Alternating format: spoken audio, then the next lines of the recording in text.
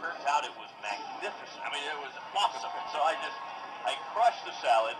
We devoured the pizza, and that was my first experience with Chicago deep dish style pizza, something I didn't know whether or not I'd like, and I fell in love with it. And I try to make a circuit every time I'm in Chicago.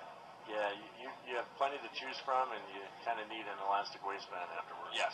Here's the first pitch to Ray Chang. It's a called strike over the outside corner. The count is 0-1. I think it's ironic that Lou Malnati's has such a good salad because, I mean, it may make you feel better about what you're about to eat, but to be honest, that's not exactly on anybody's diet plan. The 0-1 to Chang is hit in the air towards left center, but it'll fade back towards the left fielder, Socrates Brito, who makes the catch. One gone.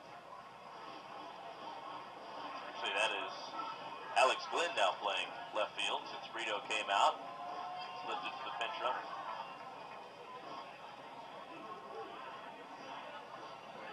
And it's amazing because I like steak a lot. There's a ton of great steakhouses in Chicago. But there are. I always end up eating pizza while I'm there. I'm with you. I default to pizza. Yeah.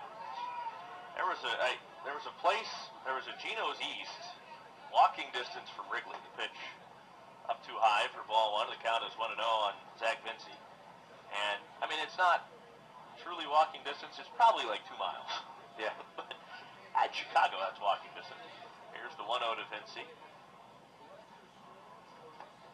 And a breaking ball over the outside corner for a called strike. The count is 1-1. So after a game,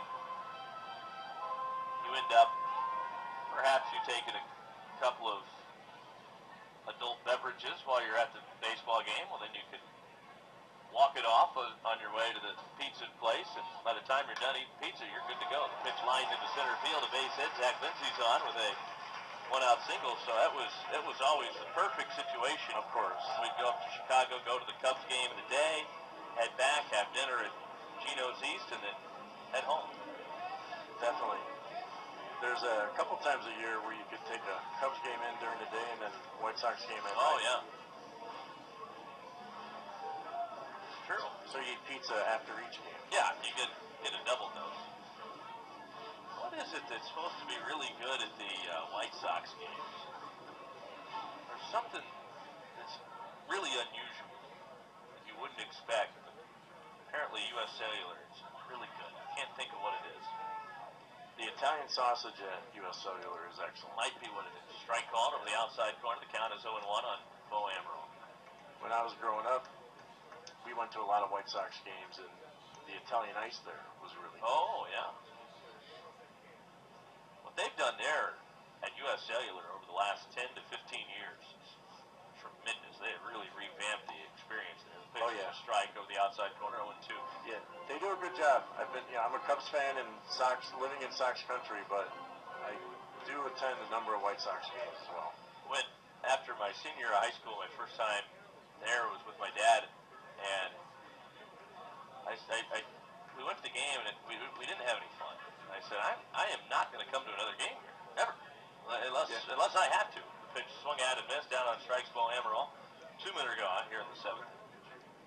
And now Philip Irvin is going to come in and pinch hit.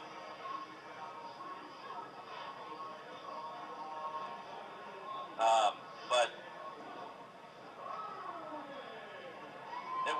it was loud. The ballpark was unimpressive, and I went back because I had some tickets and was going with a friend while we were in town, going on a baseball trip. I think we had a day game. White Sox had a night game, so we said, sure, we'll go to the White Sox game, and it was a completely different environment. And I thought, this is like a whole new stadium, and it was so much better. And I was really impressed with what they did. I've been back a few times since. The pitch low and inside. The count is 1-0 to Philip Irvin. Yeah, the improvements they made to the park have been great, and they had that wide concourse that you could walk the whole park, get a different view of the game, and a good experience. It is. You had a chance to check out the new renovations at Wrigley yet? The pitch. Strike side corner to Irvin, 1-1. No, I've not been in the bleachers yet. I'm a season ticket holder, and we're close to the bleachers. We've seen them. Yeah. They look pretty impressive, but I've not been in there yet.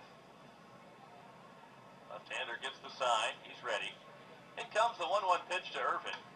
Swinging a pop foul, right side over near the tarp. Flores to have a look, and he will make the catch. foul territory, and that ends the inning. So the Blue Wahoos are done in the 7th, and we move to the 8th. It is the Bay Bears 4, Wahoos nothing on News Radio 16.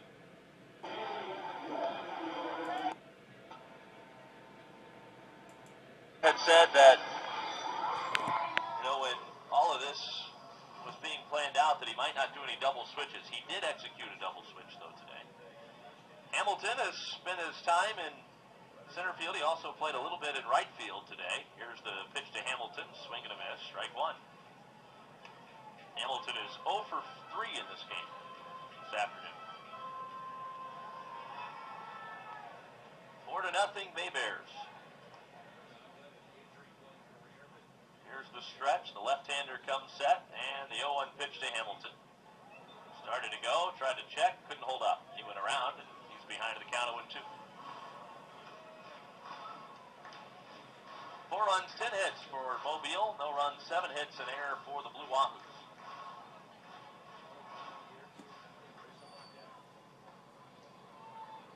Left-hander deals. And the pitch up and away to Hamilton. 1 ball and 2 strikes down. Billy.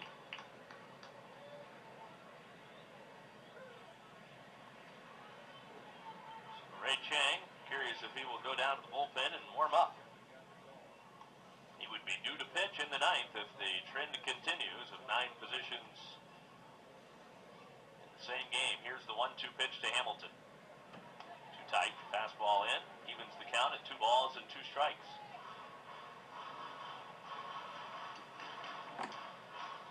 Yep, he's heading out to the bullpen, so that is the applause that you're hearing now for Ray Chang. Tell you what, he is a fan favorite here.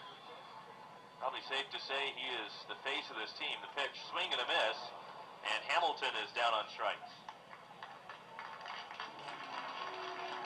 One gone here in the 8th. He has some smiles on his face as he heads back to the dugout. Chats with Wahoo's manager, Pat Kelly.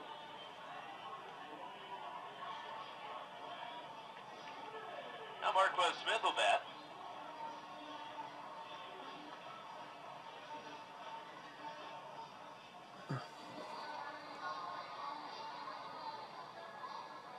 Smith has flied to center twice and also grounded out to the first baseman. Left-hander has the sign. He's ready, and the pitch to Smith.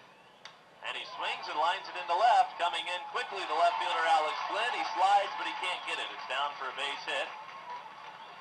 Marquez Smith is on with a 1-out single here in the 8th inning.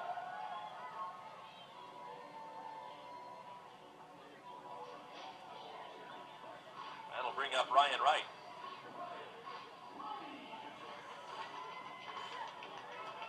Wright bats with Smith over at first and 1 away.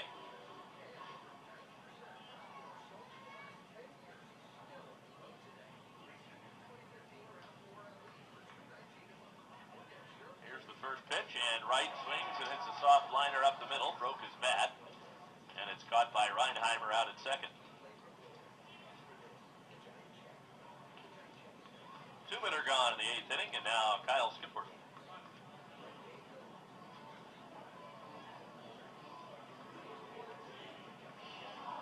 Yeah. Out in the 6th. 0 for 3. Yeah, when you get a chance. Ray Chang getting the knuckleball all ready to go down to the Blue Wahoos bullpen for the 9th. Here's the pitch to Skipworth, and it's a strike called over the outside corner at the knees. It is 0-1. Yeah. Yeah.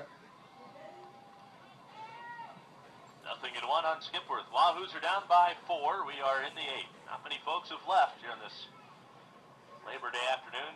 Swing and a miss. Slider down and away from Locante, and the count is 0-2.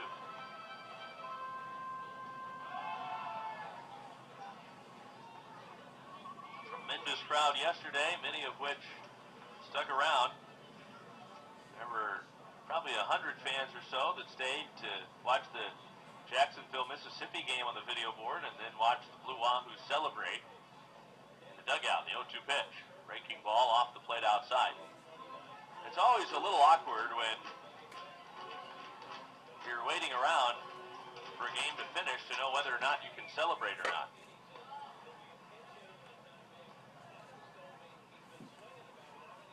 Here's the stretch. The left-hander home with a 1-2 pitch. And the dirt outside. Count evens 2-2. But it's also nice if you're Pat Kelly in a game like this where you can just relax, let everybody go out, have some fun. As I brought up earlier, it has been a very tight race throughout really the entire second half of the season. And so there have been some tight games, some emotional games.